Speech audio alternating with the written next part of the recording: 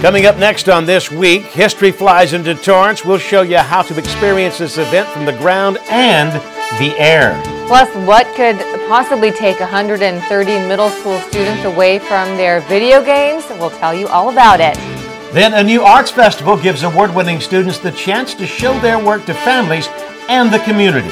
And marine animals have a savior in town. We'll tell you all about him and his rescue project. These stories and much more are just seconds away. Your local news starts right now.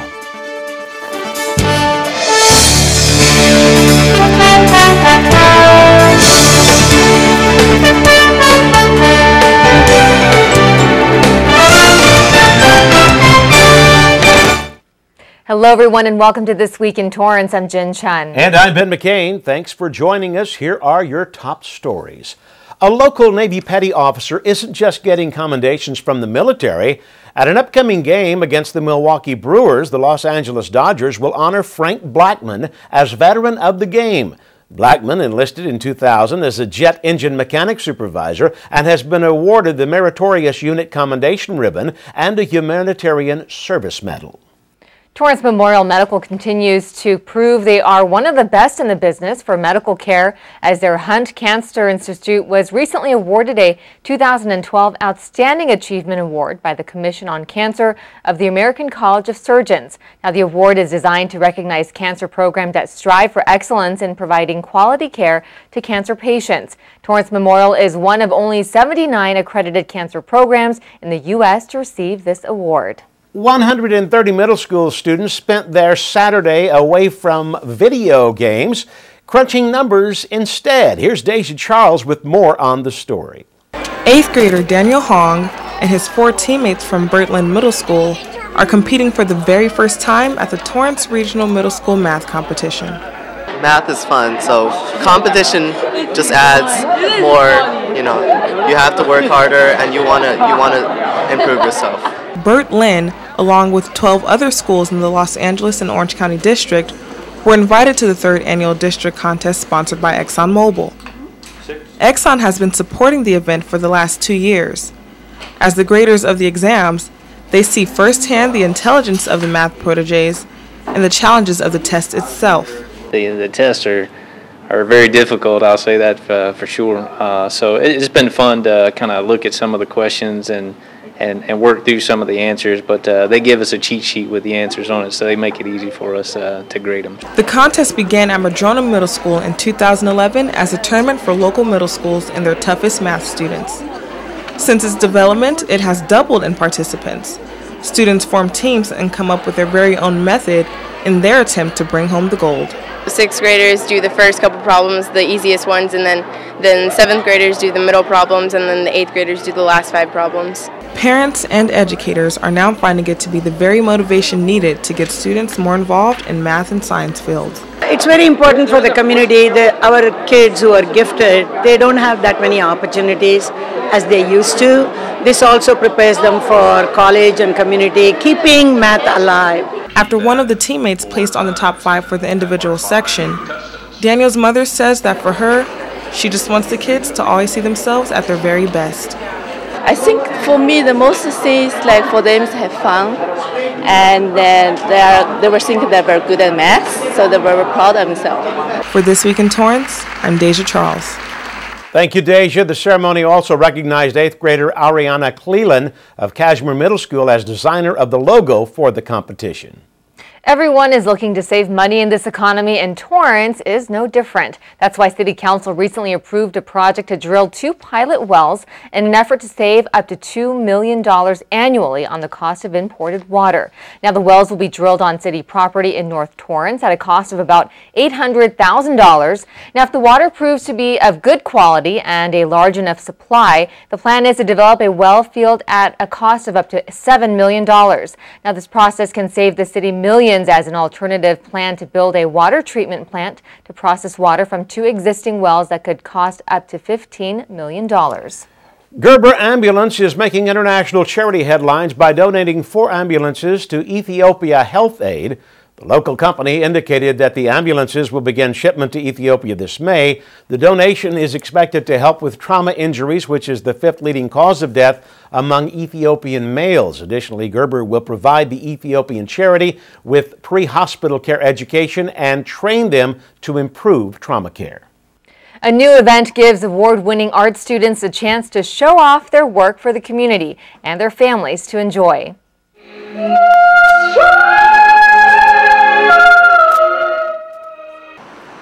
The annual Arts Recognition Award ceremony hosted by the Arts Council of Torrance acknowledges and encourages serious students of the arts. Now, back in January, graduating senior students were invited from area high schools to compete for a chance at winning a grant towards college. Some of the categories were dance, vocals, music, ceramics, visual arts, and drama. The Arts Council has been awarding grants since 1993, but award recipients were only able to show off their talents on an exclusive basis. Thanks to the creation of the Family Arts Festival, this is the first year that winners can share their hard work with their families and the community to say thanks for their support. In total, $4,000 in grants were awarded. Congratulations to the 24 winners and the teachers that inspire them. For more information or to check out ACT's future events, visit artscounciloftorrance.org. Torrance will be rocking, rolling, eating, and drinking a little quicker than anticipated thanks to a quick construction turnaround for Rock and Brews. The restaurant that features rock and roll with great food received its permit approval from the city in December and will open its Riviera Village location in May. Coming up, local children in need get a big boost from a festival in its 28th year. And sweets from all over Japan have made it to a special fair right here in Torrance for you to try. We'll take you there when we come back. We are this close. We are this close. To direct models. We're this close. This close to making history. This close. From 120. We are this close. We are this close. This close. This close to changing the world.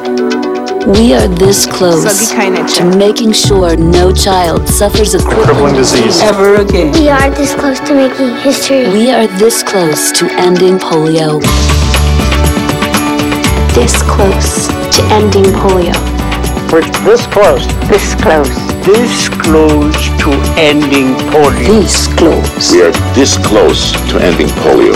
All we need is you. All we need is you. All we need is you. Is you. We are this close. This close. If we don't act now, we may lose this chance forever. Help Rotary make history at endpolionow.org.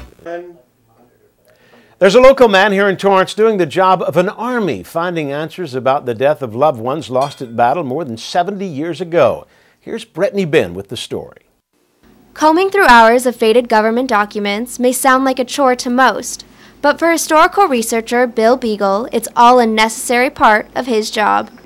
Contract writer by day, Beagle willingly spends his nights, weekends, and just about all his free time filling the gaps for families whose long-lost wartime kin never returned home from battle. A lot of times it's like doing a puzzle, and when I get a name that's maybe a little bit misspelled, and so I have to look at all the names that are like that, and then I have to try to track it down to the county the guy was from, the branch of the service, and boy, when I get it right, it's a great feeling.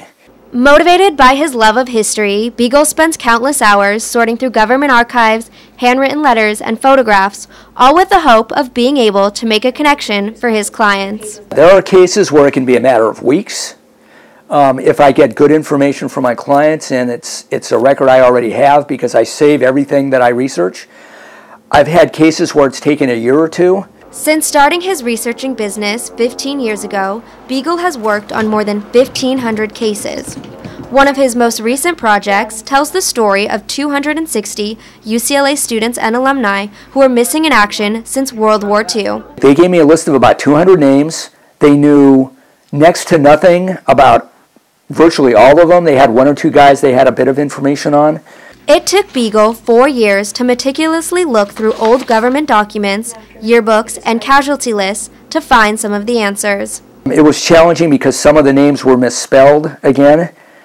And then what was also challenging is that the list was quite incomplete. I found another 60 names on my own. With advancements in technology, Beagle doesn't get many inquiries from the Iraq and Afghanistan wars.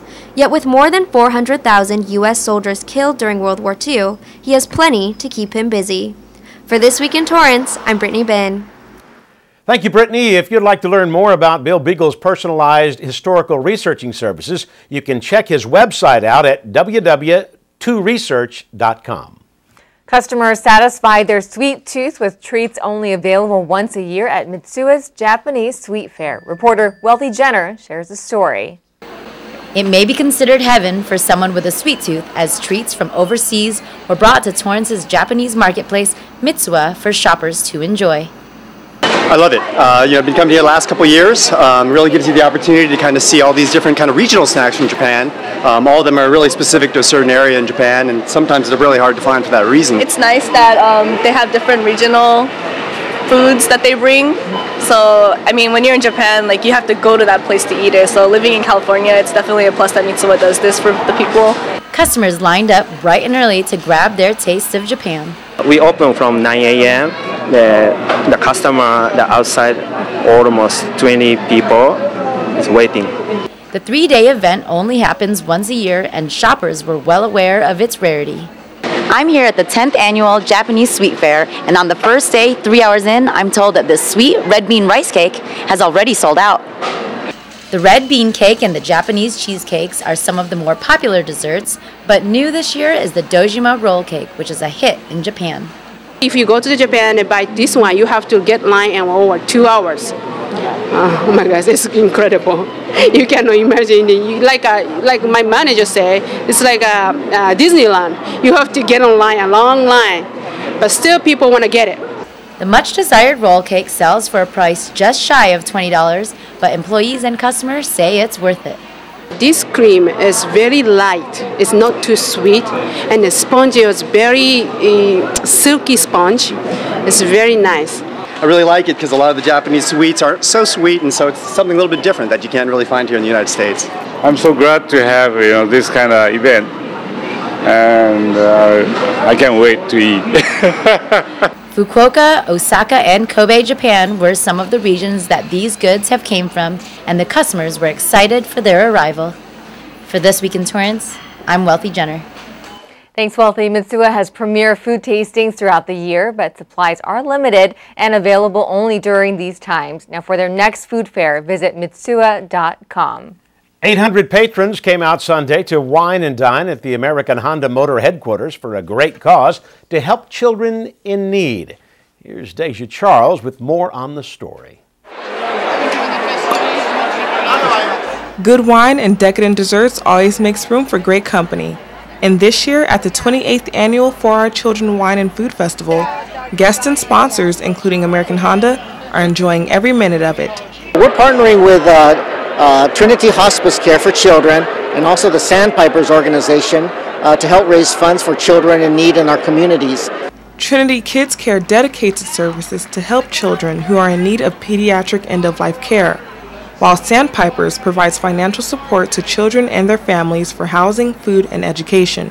Sandpiper Scholarship Fund is the only 4-year program in the South Bay, so we don't only give them as freshmen, we follow them all 4 years and give them money every single year, which is an amazing thing. Along with the donations given by vendors, guests joined in the live auction with items ranging from rare collectibles to sports memorabilia. The turnout reminds coordinators of the humble beginnings the event started with nearly 3 decades ago. Well, 28 years ago it started with one winery and some cheese, and there was like 50 or 75 people. It was very small, and we've grown to what you see today with over 800 people inside the tent. From then to now, For Our Children has raised more than $2.5 million for local children. The recipients of the funds wants to be sure that attendees know this event is beyond raising money for children. This community who love children. I mean, Honda's been a big supporter of children and the Sandpipers, and many of them have grandchildren and children who need the care. So it's a tremendous time of making people aware. With over 40 sponsors at this year's event, For Our Children will be donating 100% of the proceeds to Sandpipers and Trinity Kids Care Hospice. For This Week in Torrance, I'm Deja Charles. Thank you, Deja. Funds raised from the auction and platinum sponsors were recorded to be more than $200,000. The organization hopes this will continue to be a success in the future.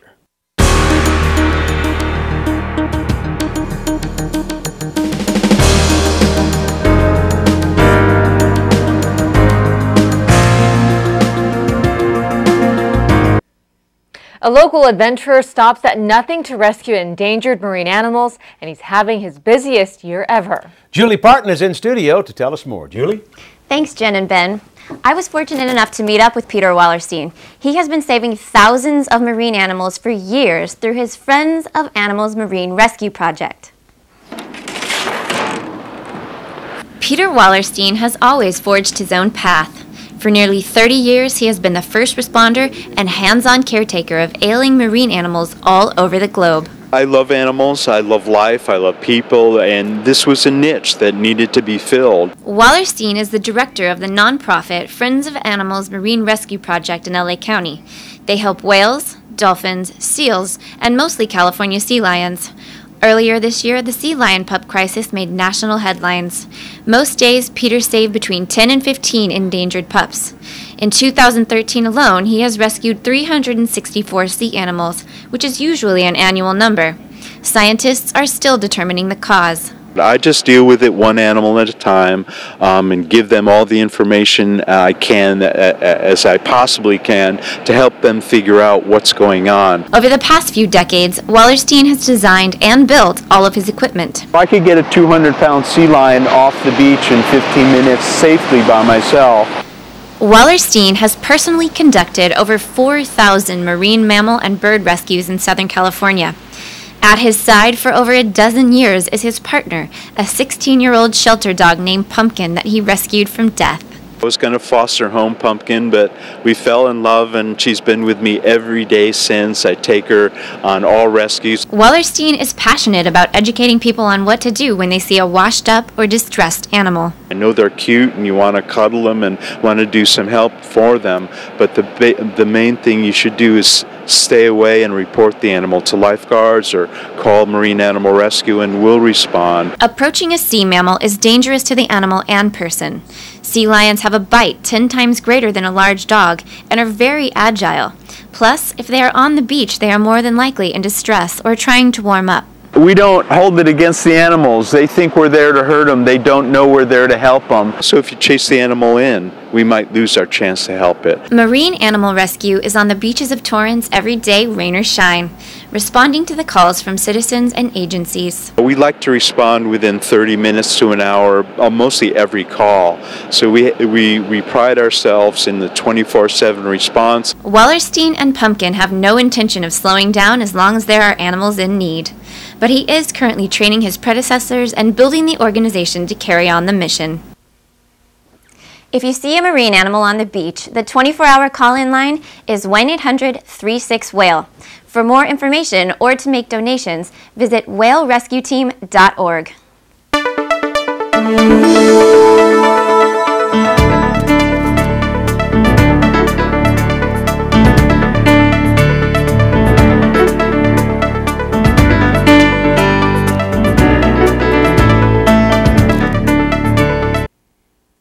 Relay for Life returns to Torrance for its 11th year in the hope of finding a cure for cancer. Brittany Ben is here to give us the details. Brittany?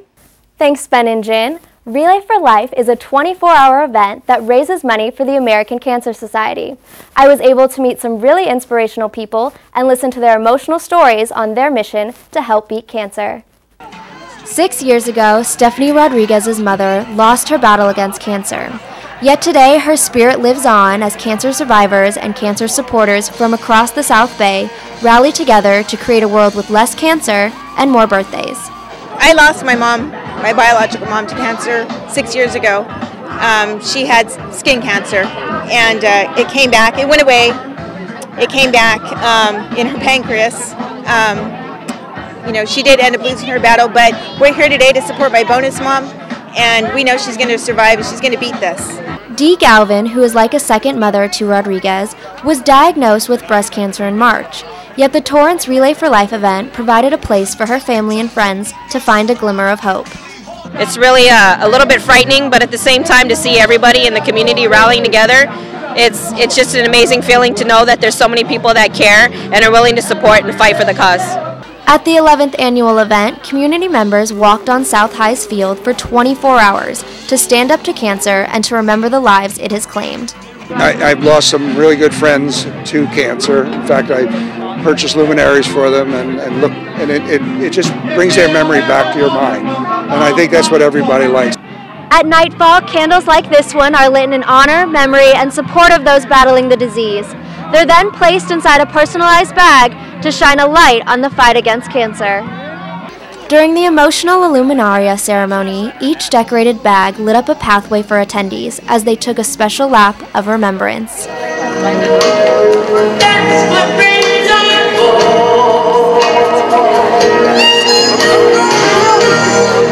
The Rodriguez and Galvin family, along with nearly 1,000 participants, hope their efforts will bring them one step closer to a cancer-free world.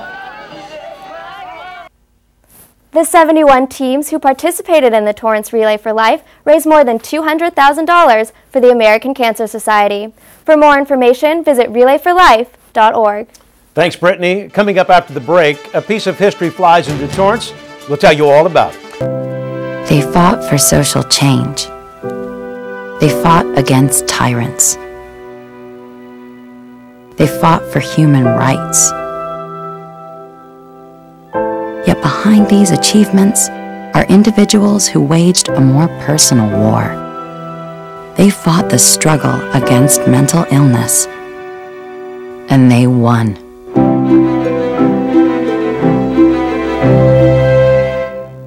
Because my parents told me I have to be responsible. Because my first coach told me, you can do this. Because my boss showed me how to do a good job. Because my teacher helped me see the choices. I'm swimming faster than I ever dreamed. I am a valuable employee. I discovered that I could work as an artist. I will be whatever I want to be. Youth with disabilities should grow up expecting to work and succeed. For more information, visit whatcanyoudocampaign.org.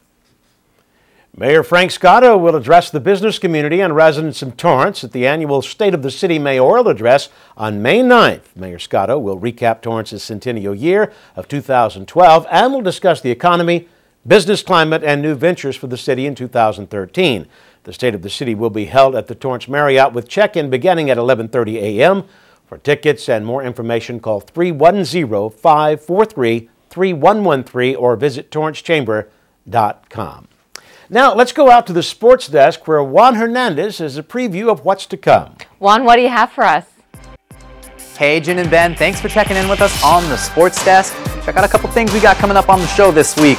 El Camino Warriors, well, they're wrapping down their season. See how they finish it out in strong fashion or on the downslide. Plus, we meet with one group that teaches us it's 20% fitness, 80% nutrition, and 100% mindset out on the beach here in the South Bay. If you want to see that all, you have to check us out right here on the sports desk every day at 4 p.m. and 9:30 p.m.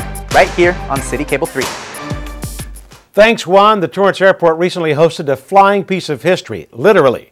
Here's reporter Shannon Murphy with the story. Hey, thanks, Jen and Ben. I'm out here at the Torrance Airport for the B-17 tour that's going to be featured this entire month on Spotlight Torrance. Here's a preview.